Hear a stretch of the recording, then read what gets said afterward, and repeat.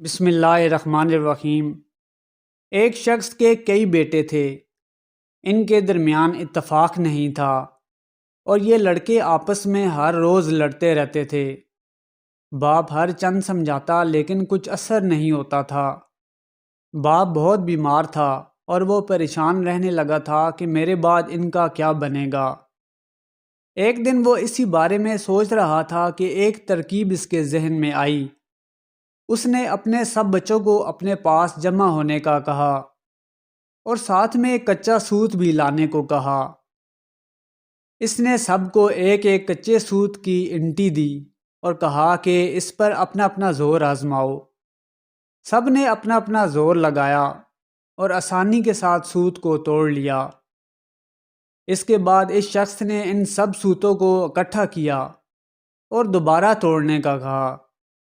ہر ایک نے کچ کچا کر بہترا زور کیا مگر انٹی کو کوئی ایک بھی نہ توڑ سکا۔ باپ نے کہا، دیکھو کچا سوت کتنا کمزور ہوتا ہے مگر بہت سے کمزور سوت مل کر کس قدر مضبوط ہو گئے۔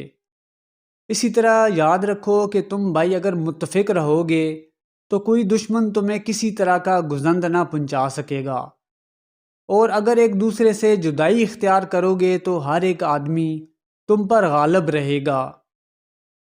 اس حکایت کا نتیجہ یہ ہے کہ اتفاق میں بڑی طاقت ہے۔